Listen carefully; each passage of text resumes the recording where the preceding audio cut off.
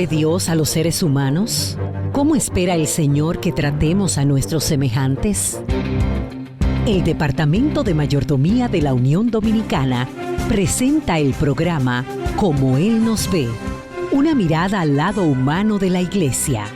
Un programa donde verás el gran valor que Dios atribuye a cada persona, el trato digno y respetuoso que merece cada ser humano.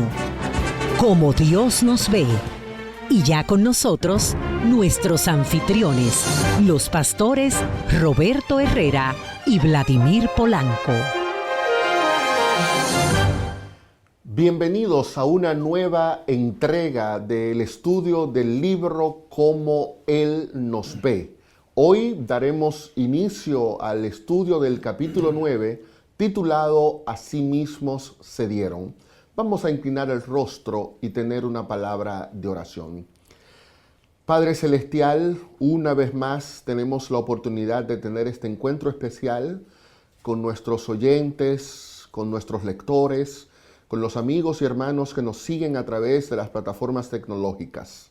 Queremos pedirte que tu dirección, tu bendición esté con nosotros y que el centro de este capítulo pueda convertirse en una realidad práctica en la vida de cada uno de nosotros. En el nombre de Jesús te lo pedimos. Amén. Amén.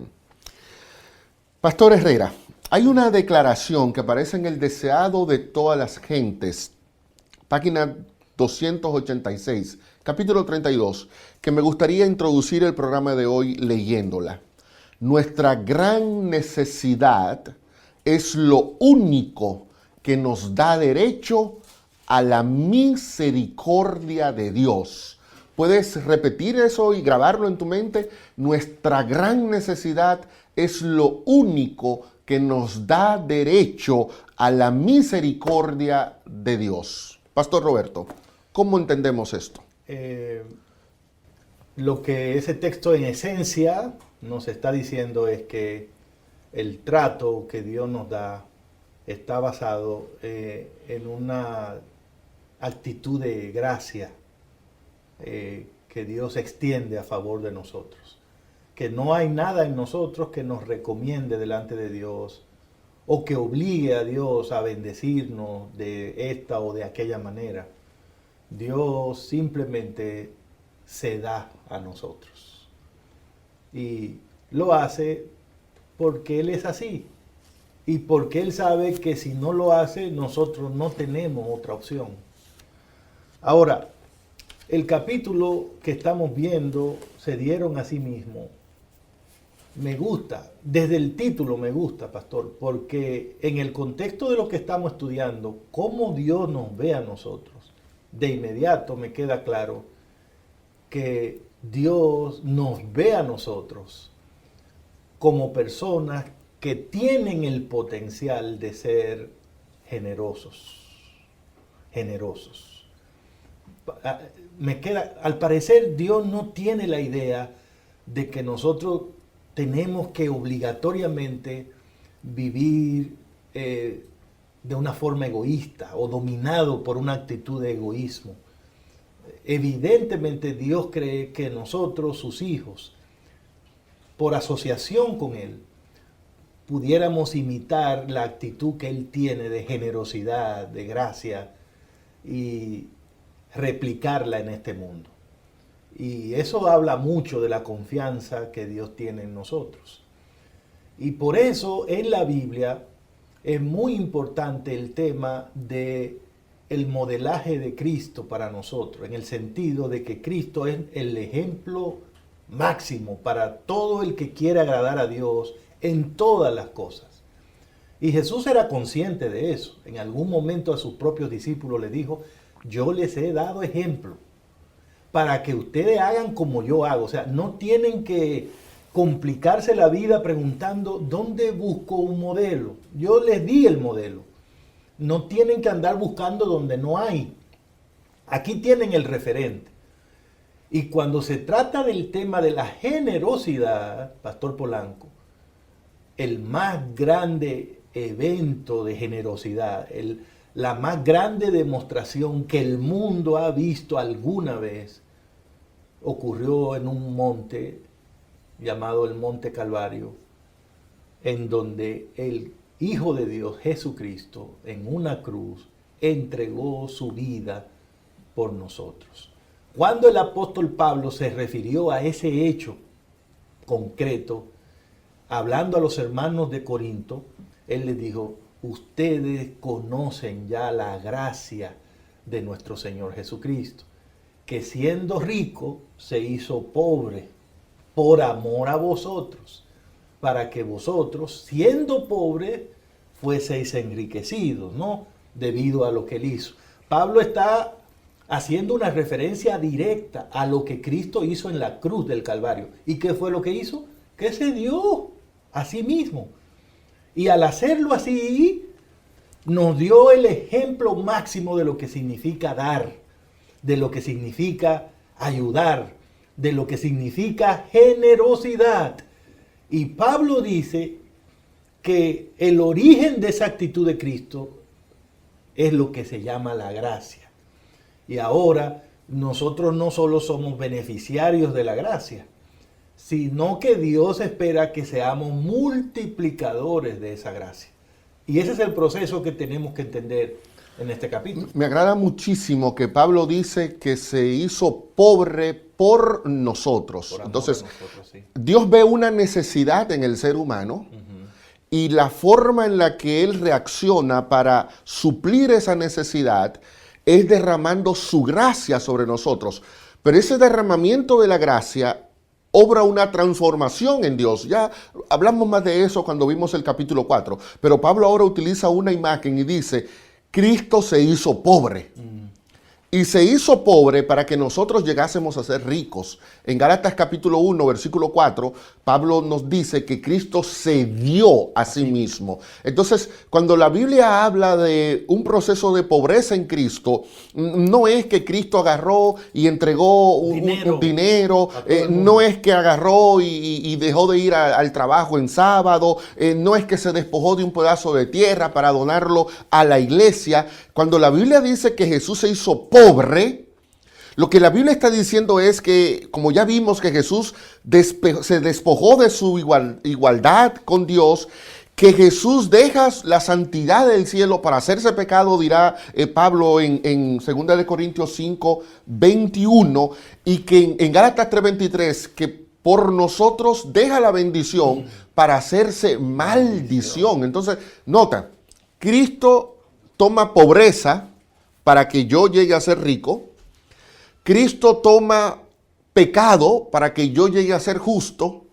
Cristo toma maldición para que yo llegue a ser bendito. Entonces, es un negocio que por donde quiera que lo veamos, los más beneficiados somos los seres humanos. Porque Cristo está cediendo mucho para que yo pueda tener mucho. Y a veces uno cree que es que la iglesia lo que quiere es que yo le dé, y Dios lo que me está pidiendo. Dios a ti no te está pidiendo nada. Dios comienza esta experiencia dándote. Dios comienza entregándose Él mismo por amor a nosotros, y fue una entrega que incluyó su muerte en la cruz del Calvario. Lo que indica, lo que Pablo nos está diciendo aquí es que una persona solo es rica cuando ha aceptado la pobreza de Cristo en su vida. Porque es esa pobreza de Cristo la que me hace a mí rico.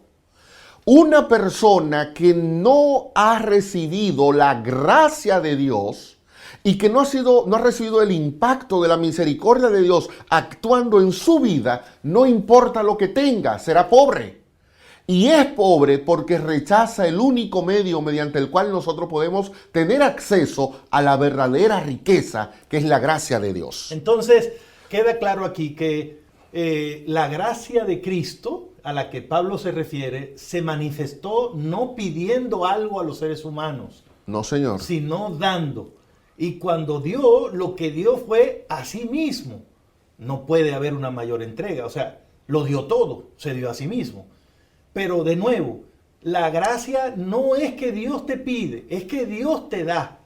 Porque esa es la esencia del evangelio. Tomar personas que están en bancarrota y acreditarle justicia delante de Dios. Esa es la gracia que el Señor ha hecho posible para nosotros. Y eso nos ayuda a entender cómo es que funciona la vida cristiana. La vida cristiana no es una experiencia en donde Dios te trae a un punto para que tú hagas o des algo por Él. Digamos esto, pastor, con cariño, pero digámoslo. Dios no nos necesita a nosotros, hermanos. Dios no nos necesita, porque Él es Dios, autosuficiente. No hay nada que tú o yo le podamos dar a Dios. Nada. No hay nada que nosotros tengamos que Dios necesite. La palabra necesidad no se aplica a la persona de Dios. Cuando la gracia de Dios viene a tu vida, no te pide, te da. Porque de eso se trata la gracia, suplir nuestra necesidad.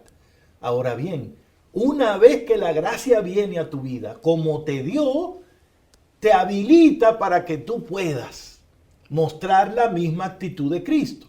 Es por eso que a nosotros los cristianos en la iglesia se nos pide que hagamos, que demos ofrenda, diezmo, que demos de nuestro tiempo, que ayudemos al necesitado. No es porque eso lo teníamos y se lo estamos dando a Dios.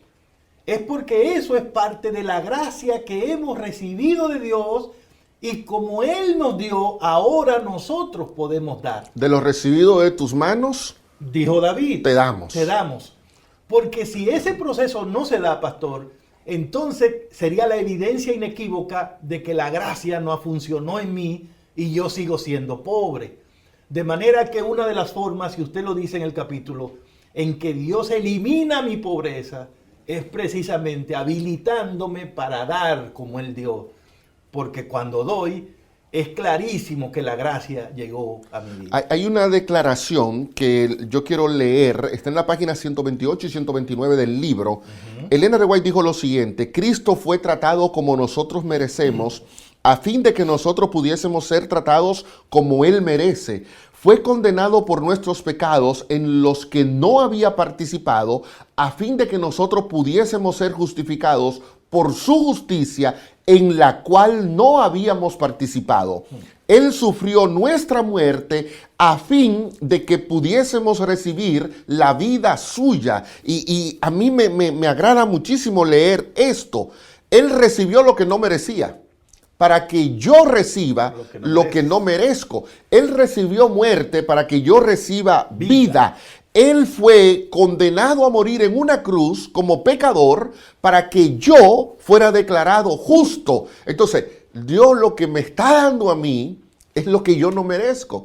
Yo merecía muerte, me da vida. Yo merecía destrucción, me da salvación. Yo merecía condenación, me da justificación. Entonces, lo que Dios me está dando a mí es algo que yo nunca podré alcanzar ni por mi trabajo, ni por mi dinero, ni por mis estudios, porque son cosas que están fuera de la posibilidad humana. Entonces, en este proceso que se llama vida cristiana, cuando yo entro a ella, miren, yo entro con un canasto grandísimo para recibir vacío todo lo que Dios me va a dar. Claro. Entonces, la vida cristiana comienza con un Dios que da, que da lo que yo no puedo conseguir y que se dio incluso a sí mismo. Pero vamos a pasar aquí, a parar aquí y luego venimos con el segundo segmento del programa. Como Él nos ve, una mirada al lado humano de la iglesia.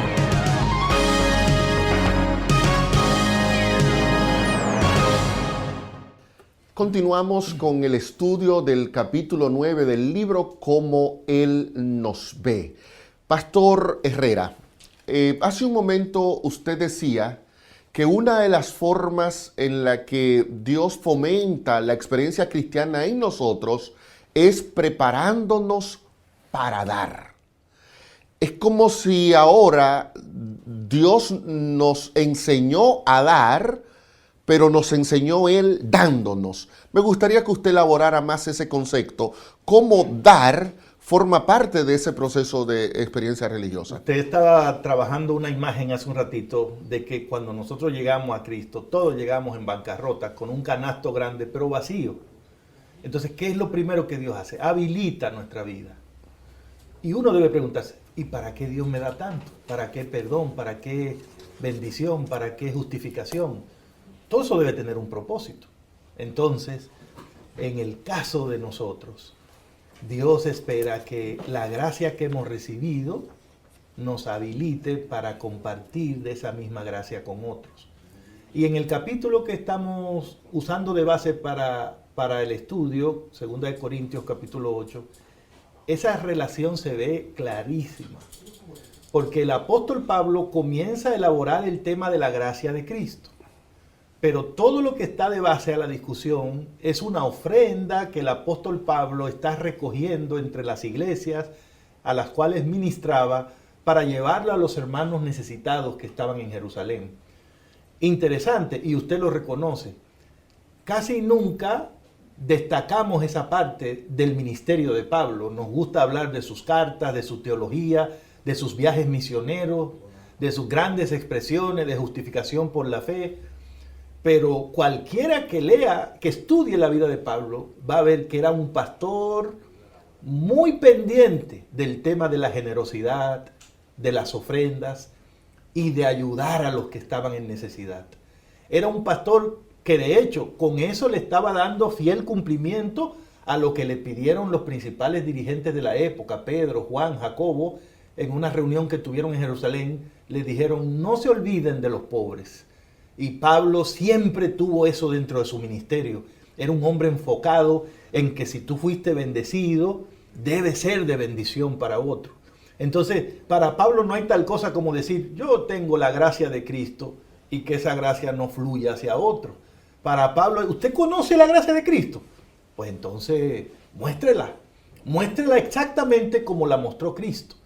Y por eso Pablo hizo un llamado a las iglesias de Corinto, de Acacia, de Macedonia, para que se unieran en ese proceso de compartir de lo que Dios le había dado con aquellos que más necesitaban. Es interesante porque en trasponer el ejemplo de Cristo como un Dios que se entrega por nosotros, Pablo entonces pasa a poner el ejemplo de los creyentes de Macedonia y pone el ejemplo de los creyentes de Macedonia en paralelismo con lo que hizo Cristo. Cristo se entrega. Entonces le dice Pablo ahora: pero estos creyentes de Macedonia y de otros lugares también están entregando. ¿Pero qué estaban entregando? Estaban entregando una ofrenda. Noten cómo hay una relación directa entre la gracia de Dios, que es un don espiritual, y una ofrenda de dinero, que es un recurso tangible, material. Sí. Lo que indica, y de hecho Pablo va a llamar a la misma ofrenda, la va a llamar un acto de gracia. Sí. Lo que indica que para Pablo la gracia espiritual de Dios se relaciona con la manera en la que nosotros manejamos lo material. Yo no puedo decir que tengo la gracia de Dios en mi vida, pero que lo material lo manejo a mi antojo. Yo no puedo decir que acepto la gracia de Cristo, pero que con mi dinero y con mis posesiones Dios no puede opinar. Si Dios es tu Dios, Dios tiene que estar al tanto y al control de todas las manifestaciones que ocurran en tu vida, incluyendo la manera en la que tú manejas tus recursos. Y entonces, lo que Pablo quiere presentarnos a nosotros aquí es que así como Dios ofrendó a Cristo por nuestra salvación, nosotros tenemos un deber espiritual de ofrendar para que la obra de la iglesia pueda continuar en otros territorios. Y Pablo menciona, pastor, algunas características que él considera que debe tener una ofrenda que uno va a dar a Dios. Yo voy a mencionar dos de esas características y luego quiero que usted me ayude con algunas más. Pablo dice, cuando comenta sobre la ofrenda en 1 Corintios 16:1, que esa ofrenda debe ser o estar en armonía con la prosperidad que Dios me ha dado. ¿Qué significa eso? Que Dios no nos dice a nosotros, como un acto de gracia, tú tienes que devolver el 10% de la ofrenda, de tu salario, el 15% de tu salario, el 20% de tu salario. Dios no le pone una cantidad a la ofrenda. Lo que Dios dice es que la ofrenda debe ser conforme a la bendición, a la prosperidad que Él te ha dado. ¿Qué significa eso? Que si Dios a mí me dio 100, Él espera una ofrenda que esté en proporción a los 100 que Él me dio. Pero si Dios me da a mí 1.000.000, Él espera que esa ofrenda esté en proporción a la prosperidad que Él me dio, que fue de 1.000.000. Es decir, a veces nosotros nos agarramos de, es que Dios no pone una cantidad, pero me da la impresión, pastor, que esa expresión, que la ofrenda tiene que ir en proporción a la bendición que Dios te ha dado, pone sobre nosotros una responsabilidad muy solemne a la hora de ofrendar.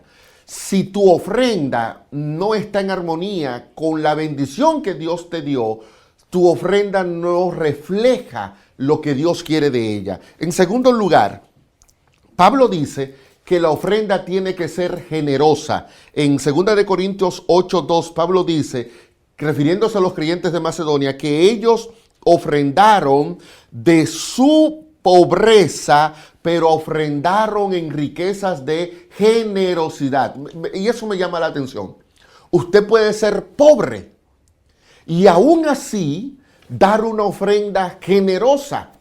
Y usted puede ser rico y aún así dar una ofrenda que no sea generosa. Así que 2 elementos claves a la hora de dar una ofrenda a Dios: generosidad y proporcionalidad a la bendición que hemos recibido. Es una pena que a veces nosotros vemos estos temas como el acto de ofrendar de manera con un lente muy religioso, ¿no?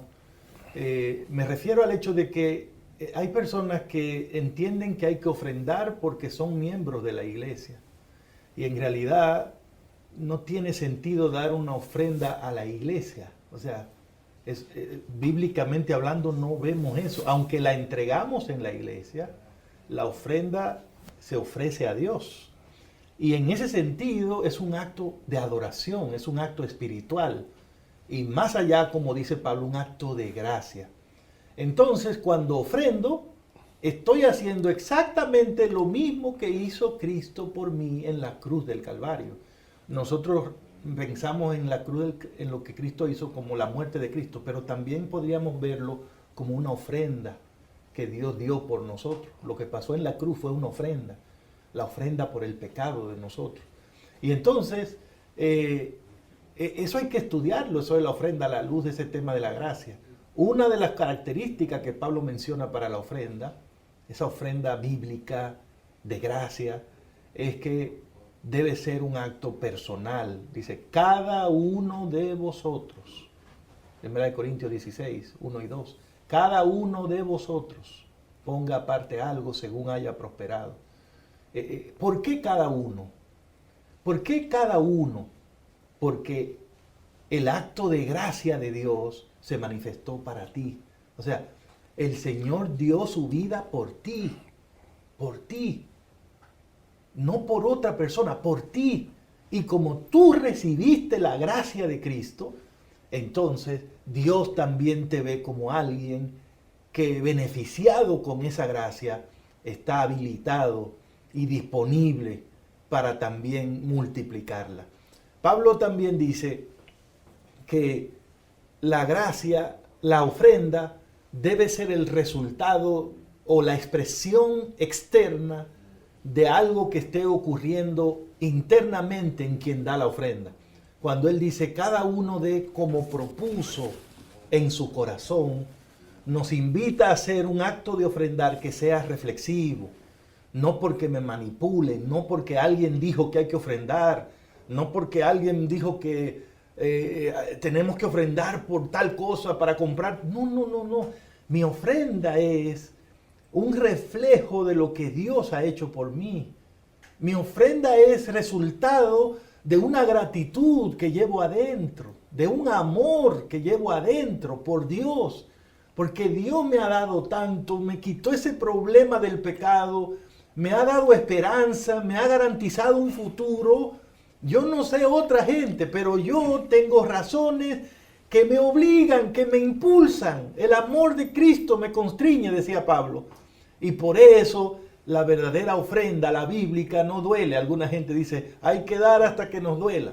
La ofrenda bíblica no duele porque es una ofrenda de amor. Y cuando uno ama a alguien, nunca le duele darle algo a esa persona o hacer algo por esa persona.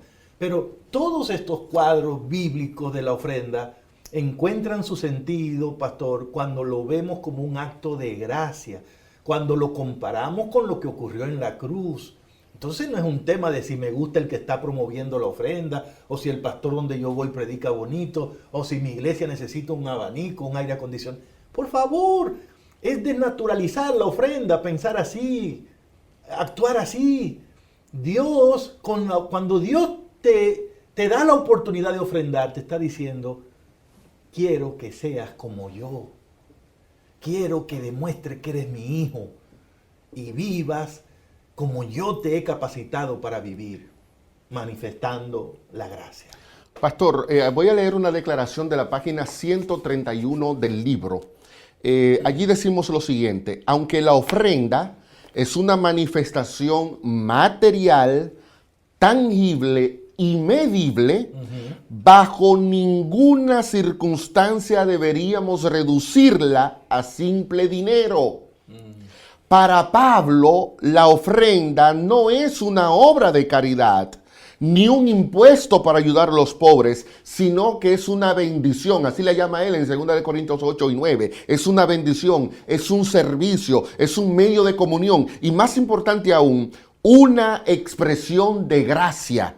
Y es que, como dijo Elena de White, la gracia de Cristo en el alma desarrolla atributos del carácter que son opuestos al egoísmo, atributos que han de reflinar, ennoblecer y enriquecer la vida. Noten, Pablo comienza hablando de la gracia, pero termina hablando de una ofrenda tangible. ¿Por qué? Porque cuando la gracia se derrama en mi vida, el egoísmo desaparece. Por lo tanto, cuando Dios me pide a mí que contribuya con una ofrenda, es porque Dios quiere hacer de mí una mejor persona. Y de eso vamos a estar hablando en el siguiente segmento. Como Él nos ve, una mirada al lado humano de la iglesia.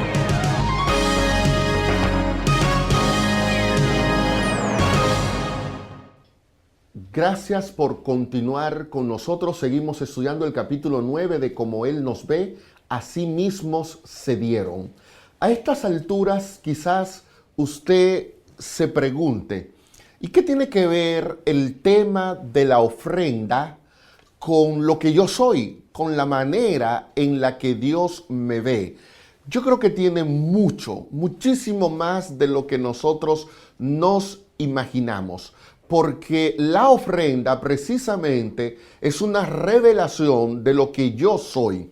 ¿Por qué encontramos que en 2 Corintios 8 Pablo habla de la entrega que hace Cristo? En Gálatas dice que se entregó a sí mismo por cada uno de nosotros. Pablo dice en Romanos 8 que Dios no escatimó dar a su Hijo, y al darnos a su Hijo nos dará todas las cosas. Y el texto más famoso de toda la Biblia dice que de tal manera amó Dios al mundo que ha dado a su Hijo unigénito. O sea, Dios revela lo que Él es dando.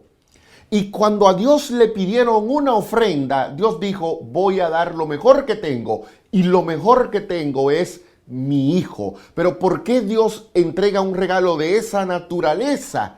Porque ese acto revela lo que Dios es. Revela que no es egoísta, revela que es misericordioso, revela que no hay en él ningún vestigio de un ser que lo quiere todo para sí mismo.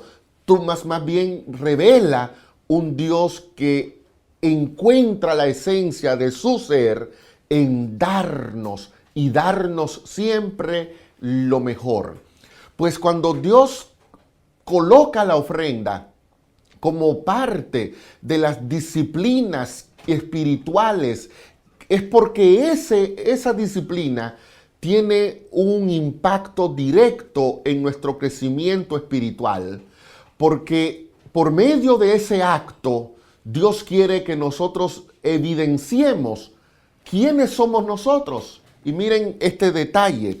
Cuando Pablo menciona el caso de los hermanos de Corintios, Pastor Roberto, Pablo no solamente dice que ellos dieron una ofrenda, sino que en 2 Corintios 8:5 Pablo dice, ellos se dieron a sí mismos. Los de Macedonia. Los de Macedonia, los hermanos, se dieron a sí mismos. Entonces, la ofrenda se manifiesta en algo que yo doy, pero hay algo que todavía va más allá. La ofrenda soy yo, Pastor Roberto. Amén. Y hay que decir, ¿no? Ustedes pueden ir a 2 Corintios 8, 9 y leer todo el contexto de la situación que Pablo presenta allí, pero algunos hechos son evidentes. La iglesia de Corinto era financieramente mucho más poderosa que la de Macedonia. Número 2, los hermanos de la iglesia de Corinto, la gente que vivía en Corinto, estaba en una mejor situación en términos generales que la gente de Macedonia, porque el propio Pablo dice que ellos estaban acabando de salir de una situación calamitosa. Sin embargo, cuando Pablo mira el resultado de la colecta, dice, lo que pasó en Macedonia fue más grande. Queda claro entonces que la ofrenda no puede ser entendida ni medida en términos financieros. No es la cantidad. Hay algo mucho más allá para Dios que debe también funcionar para nosotros. De hecho, la Biblia indica que Dios no está primariamente enfocado en la cantidad, aunque la cantidad refleja de alguna manera si tu ofrenda se parece a la bendición, pero la única ofrenda que tenemos registro de que Cristo haya alabado en el Nuevo Testamento fue la que dio una señora viuda, y en términos de cantidad no era mucho, pero él alabó la actitud, el espíritu y la actitud, porque Dios siempre ve la ofrenda como un acto de entrega, como una gracia. Y por eso, como usted dijo y explica en el capítulo, para Pablo, si la ofrenda no incluye mi corazón, en realidad no ha llegado al punto donde Dios quiere que llegue. No es que no sea importante, pero debemos saber una cosa. ¿Sabe por qué Dios recibe ofrenda de nosotros? ¿Sabe por qué Dios te da la oportunidad de llevar ofrendas a tu iglesia? Porque Dios te está guiando a un proceso en el que tú y yo un día nos entreguemos a nosotros mismos a Él. En realidad, como usted dijo, pastor, Dios no anda detrás del dinero. Hay una ofrenda que Dios quiere y eres tú. La ofrenda eres tú. ¿Sabe cómo Dios nos ve? Él nos ve y dice, yo quiero que Él sea una ofrenda para mí. Dios quiere presumirnos, si podemos usar esa palabra, en el universo. Y decir, mire, ellos son mis trofeos. Ellos son míos. Ellos se dieron a mí. Ellos me pertenecen. Él quiere darse ese lujo. Y el Nuevo Testamento dice que Él se va a presentar a sí mismo una iglesia. Él se la va a presentar porque Él tiene ese sueño. Y por eso lo que Dios quiere es que llegue el momento en que yo, Roberto Herrera, mi vida sea una ofrenda. Todas las áreas de mi vida. La forma como yo uso mi tiempo, una ofrenda. Como me recreo, una ofrenda. Como invierto el dinero, una ofrenda. Mi vida familiar, una ofrenda. Que no haya un rincón oscuro en mi vida. Y a veces, Pastor Vladi, yo veo la dificultad que nos da dar una ofrenda de dinero en la iglesia. Pero entonces decimos, no, yo soy del Señor, estoy dispuesto a darlo todo por el Señor. Pero si fallamos en eso de la ofrenda material, ¿cuándo vamos a llegar a donde Dios quiere que lleguemos? Que es a darnos nosotros por completo. Y ese es el punto. Y ese es el ejemplo, exactamente, ese es el ejemplo. Un grupo de personas que se entregaron ellos, pero que manifestaron esa entrega por medio de un donativo que sería utilizado para fortalecer a la iglesia en Jerusalén. Ese concepto de yo mismo entregarme como una ofrenda se va a presentar en otras partes de la Biblia. En Romanos, por ejemplo, en Romanos capítulo 12, versículo 1, Pablo habla de que nos presentemos a Dios como una ofrenda agradable, santa y viva. Una ofrenda agradable, santa y viva. O sea, Dios quiere que yo sea esa ofrenda. La vida de nosotros. Dios quiere que yo sea esa ofrenda, pero Dios dice, es que cuando yo te veo a ti, yo veo una ofrenda viva, agradable y santa. Noten el concepto que Dios tiene de mí como el individuo que se va a ofrendar a Él. Dios no se queda mirándome y dice, es que ese es un cojo. En el Antiguo Testamento, o sea, Dios le traía una oveja coja, decía, no, llévese su oveja coja. No quiero oveja coja. Si le traían un toro tuerto, Dios, no quiero un toro tuerto. No. La ofrenda siempre tenía que ser perfecta. Entonces, cuando Pablo dice que nosotros mismos debemos entregarnos a Dios, es porque Dios nos ve a nosotros como hombres y mujeres que a sus ojos somos perfectos, somos idóneos, estamos vivos, somos santos. Él nos va a recibir como una ofrenda agradable. Yo no sé por qué nosotros insistimos en considerarnos piojos tuertos, en considerarnos gente inmunda, gente que no sirve, gente rechazada. Quita ese concepto de ti, porque no es el concepto que Dios tiene.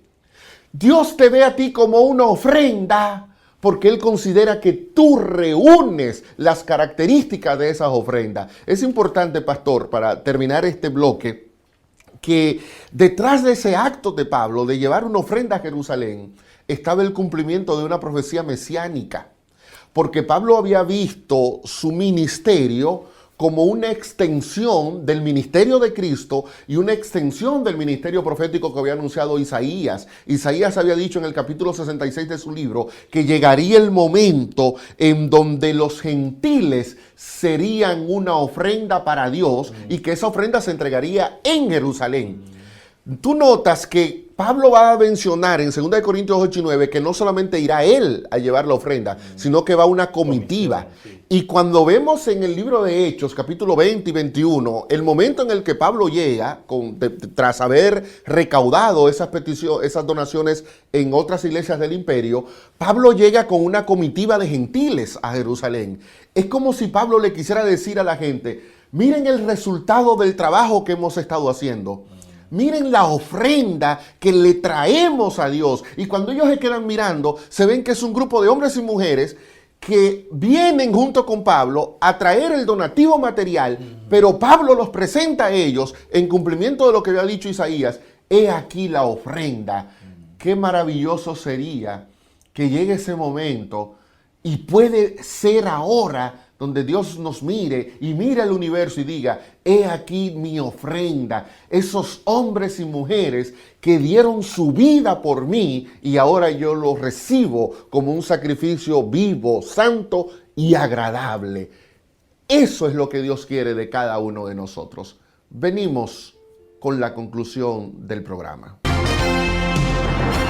Como Él nos ve, una mirada al lado humano de la iglesia.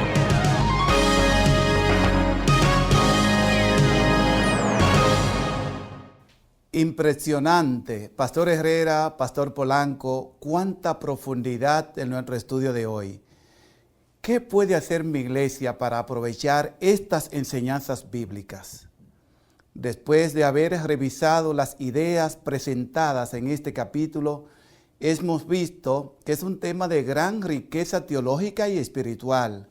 De hecho, hemos sido estimulados aquí para explicar y explorar nuevos enfoques de esta enseñanza bíblica. Como vimos, el plan de las ofrendas es en primer lugar un plan que apunta a Cristo, quien fue la más grande ofrenda jamás dada. Él fue el sacrificio por nuestros pecados, el rescate por nuestra rebelión, el precio por nuestra salvación. Él fue Cristo, el Cordero de Dios, que quita el pecado del mundo, como lo expresa San Juan 1:29. En el Calvario, el cielo se entregó como una ofrenda, y cada vez que ofrendamos, debemos hacerlo pensando en esa ofrenda que se dio por nosotros. Como iglesia, hay también en este capítulo algunas lecciones que sería muy bueno que la tomemos en cuenta. Número 1, debemos fortalecer la base teológica y bíblica en la promoción y enseñanza de argumentos para motivar a los creyentes a ofrendar. Debemos fortalecer la base teológica y bíblica en la promoción y enseñanza de argumentos para motivar a los creyentes a ofrendar. Es necesario reajustar el enfoque para ver que lo que Dios ha hecho por nosotros sea más importante que la necesidad que pueda tener la iglesia. Todo indica que si logramos entender cuánto le debemos a Dios, nos sentiremos altamente motivados hacia la generosidad. Es vital que cada congregación trabaje en esa dirección. La Biblia enseña que la ofrenda no es un tema que deba presentarse en un marco económico o financiero, sino en un marco espiritual que incluya la gratitud, la generosidad, el amor, el altruismo, perfumado con un espíritu de gracia hacia los demás y de adoración y alabanza a Dios. Estos valores deben enseñarse a cada miembro de la iglesia. Segundo lugar, la iglesia no debe en modo alguno dar la impresión de que lo que importa es que la gente dé algo, sino que se dé a sí misma a Dios.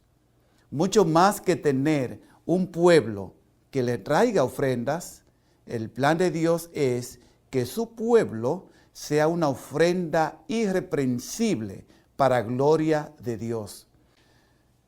La vida completa debe ser una ofrenda para Dios y debe ser irreprensible, perfecta. Nuestro trabajo, eso que haces para ganar tu sustento y el de tu familia, y la forma en lo que lo hace, debería ser algo que puedas presentar a Dios como una ofrenda. Piensa en tus actividades recreativas, en tu matrimonio, en tu salud, en tus finanzas. Cada uno de estos ámbitos deberían ser una ofrenda aceptable para Dios.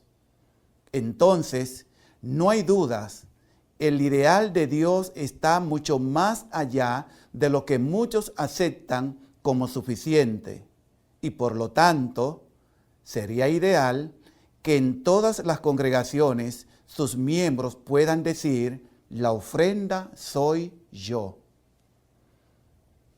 Cada miembro de la iglesia debería tener un pacto con Dios en cuanto a sus ofrendas y definir personal y voluntariamente un porcentaje de sus entradas para entregarlo en su congregación como ofrenda de amor, a fin de lograr el ideal divino, el ideal bíblico, de que sus ofrendas son proporcionales a las bendiciones recibidas.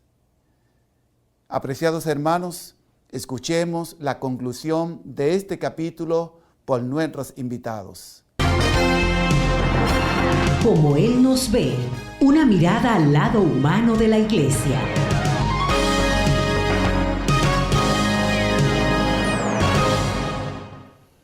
Qué maravilla ha sido estudiar juntos este capítulo 9. Probablemente usted no había reparado en el hecho de que a través del sencillo acto de ofrendar, Dios nos comunica tantas verdades importantes, ¿no?